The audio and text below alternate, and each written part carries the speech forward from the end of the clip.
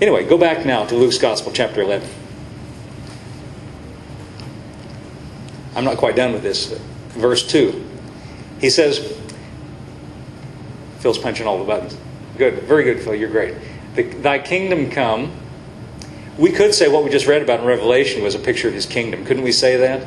Yeah, and the New Jerusalem. Thy will be done as in heaven, so in earth. I've been focusing on that as in heaven, so in earth. But notice this, thy will be done. See, I think what most people think when they talk about the will of God, that it's some mysterious and inscrutable puzzle that no one can figure out, that God is just, people, well, God's working in mysterious ways, usually to explain something bad. as though God's will is inscrutable and puzzling and no one can figure it out. You know, Jesus didn't see it that way. Phil, would you give me John's Gospel, chapter 6, verse 38? I'm going to have Phil get these for you. Jesus didn't have that kind of attitude about it. I'm going to test Phil's ability to find. John chapter 6, verse 38. John 6:38. Test Phil's ability to punch the buttons. Yeah. Listen to what Jesus said. I came down from heaven. Wait a minute. Have we ever heard that language before? See, Jesus said, as in heaven, so on earth. We just read in Revelation about the bride coming down. It almost seems like God's got this idea of things coming down from heaven to the earth. Jesus said, I came down from heaven. What'd you come down from heaven for, Jesus? Not to do my own will, but the will of Him that sent me.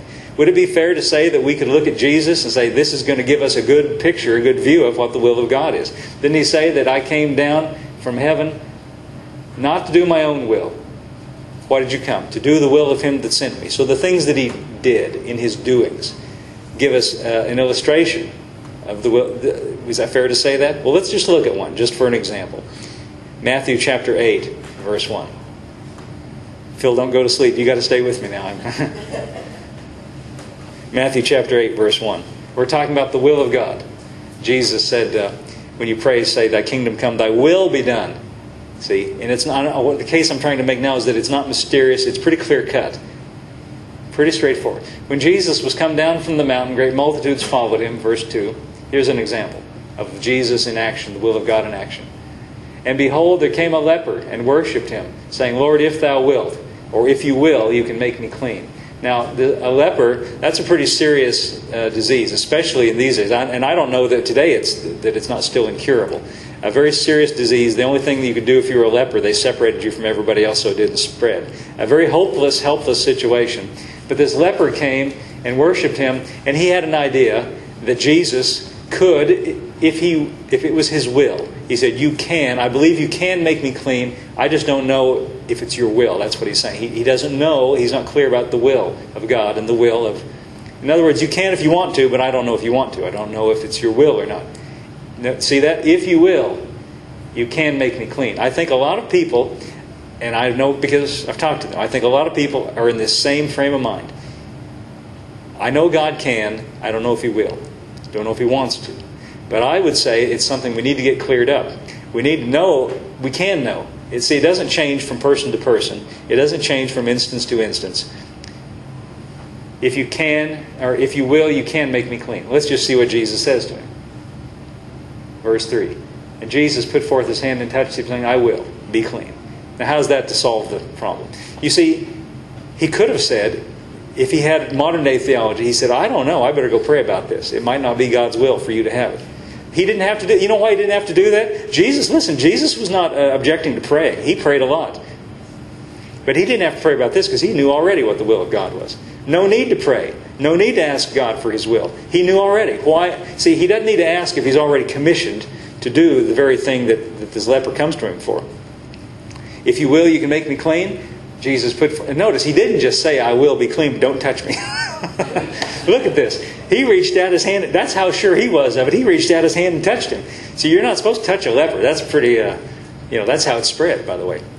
Jesus had the idea, not that the leprosy, not that the defiling, polluting thing that was on that man would get on him. Jesus had the idea that what? See, He came down from heaven. He had the idea that something's come down from heaven through me to you. And it's more powerful than whatever's on you.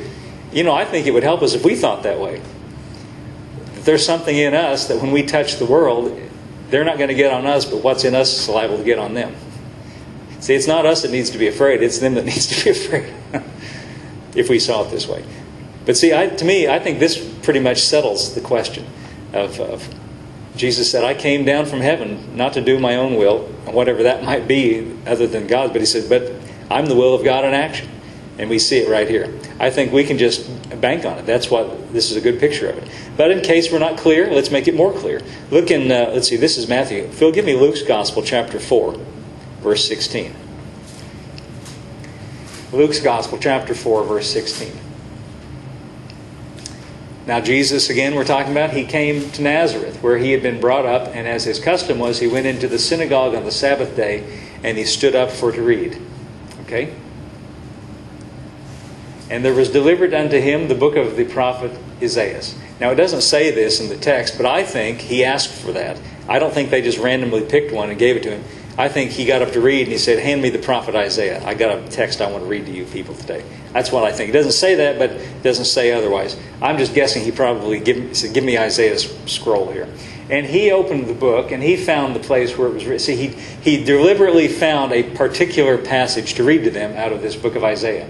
Okay, verse 18. Here's what he read to them. The Spirit of the Lord is upon me, because he has anointed me, Jesus says, to preach the gospel to the poor. He has sent me to heal the brokenhearted, to preach deliverance to the captives, recovering of sight to the blind, to set at liberty them that are bruised. Now, before I go on reading, would it be fair to say that he is announcing to them what his mission is, that he's announcing to them what he's sent to do? Or to say it another way, he's announcing to them what the will of God is for him to do. Notice that it's all positive things. Preach the gospel to the poor. I would suppose that means poor in spirit, because he says in the Beatitudes, blessed are those who are poor in spirit. Spiritually poor or spiritually bankrupt. I think that's what the poor... He said, I've got good news, gospel. I've got good news for you. If you're poor in spirit. He sent me, listen, to heal the brokenhearted. Notice he said, not just to leave you the same way, to sit down with you for a few minutes and then you're not changed. He said, he sent me to heal the brokenhearted. Does that remind you of wiping away all tears from their eyes? Does that remind you of... See, to fix what's wrong. Can we say it that way? He sent me to repair, to fix, to straighten things out, to heal the brokenhearted, to preach deliverance to the captives. If there's anybody captive, I'm here to deliver them. Any brokenhearted, I'm here to heal the brokenhearted. Recovering of sight to the blind. Notice, not to just leave everybody the way they were, and certainly not to make it worse. You know, it's so strange what goes on in the church. It's so strange the attitudes people have. I almost think sometimes that people think by becoming a Christian you have adopted a life that's going to make everything worse for you. You know, I almost think that to hear people talk. That, you know, Christianity just means I've got more burdens to bear. No, he says, come to me, ye that labor and are heavy laden, I'll give you rest. He didn't say, you think you had it worse before, just wait. But no. Does this give us any insight into the will of God? I think it does. Deliverance to the captives, recovering of sight to the blind, set at liberty those that are bruised. Yeah, in other words, we could just sum it up by saying, to fix whatever's wrong, to straighten out whatever's crooked. Just if anything's messed up, I'm here to fix it. Is that okay? So when Jesus said in the Lord's Prayer, thy kingdom come, thy will be done, as in heaven, so on earth, that's what he's talking about. He wants us to pray with that in mind, that God wants to straighten it out. Not leave it the same, and certainly not make it worse, but to actually make it better and to fix things. Let's go on reading. Let's see how this turns out. Next verse, Phil. To preach the acceptable year of the Lord. In other words, to preach the year of the Lord, meaning this is the time of God's grace, the time of His... The accepted time is now. In other words, well, you see what it says. Next verse. And he closed the book. Stop right there. Closed the book and he gave it again to the minister and he sat down. Boy, I bet that was really dramatic. He read that, stopped right there, gave it to the minister, and sat down, and the eyes of all them that were in the synagogue were fastened on him. Evidently, he did this on purpose for dramatic effect, so that he could say what's coming next. Verse 21. They're all looking at him, and he began to say to them, listen, not tomorrow, not someday in the sweet by and by. See, what did he say in the Lord's Prayer? Pray thy kingdom come. That means right now. Thy will be done as in heaven, so in earth. And he began to say to them, this day, not some other day, this day.